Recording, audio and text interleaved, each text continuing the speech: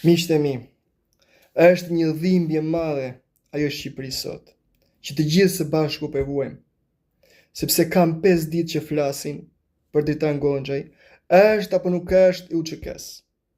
Që e lagu se lagu bishtin Rosaku kanë spostuar vëmendjen nga 5 pikat më të rëndësishme që kemi, duke u marrë këto palo analist, këta gazetar, këta patronazhista dhe këta televizionet që janë të paguara nga taksat e popullit dhe nga kjo qeveri e kalbur dhe korruptuar, anti-advetare, për të shpërqendruar vëmendjen nga gjërat më të rëndësishme që janë sot. Por si ka mundësi që paska kaq shumë servilizëm në këtë vend, o njerëz të mi? Por njerëz të vetëm ngriuni në nivelin e interesit kombëtar, o njerëz të mi. Se në momentin që kemi një vend, kanë fituar të gjithë. Shqipëria përket shqiptarëve, o njerëz. Nuk i përket as pushtetarëve, as oligarkëve, dhe as maskarëve, dhe as hajdutëve, dhe as anti-advetarëve, i përket shqiptarëve. Ngriuni të gjithë interesin kombëtar. Ka 1.000 halle Shqipëria. Ju bëni patronazhistat, ju bëni analistat, ju bëni këta palo mercenarët të paguar nga qeveria. Është një çmenduri e vërtet, o njerëz të mi. Ore po na shesin tokën, po na shesin atë dëm, po na shesin vendin. Ore nuk do keni më një atë dhe, nuk do keni më një shtëpi. Do quheni që të gjithë Benjamin Netanyahu, o popull. Zgjohuni, o patronazhista. Benjamin Netanyahu do quheni të gjithëre.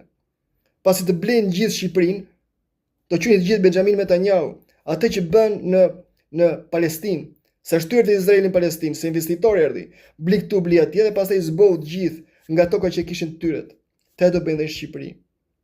Prandaj, njerëz të vetme, ngriuni në interesin kombëtar, sepse sot më shumë se asnjë tjetër Shqipëria ka nevojë për shqiptarët.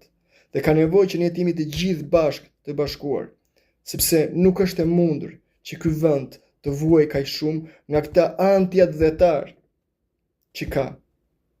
Sepse po punohet shumë keq, njerëz të mi.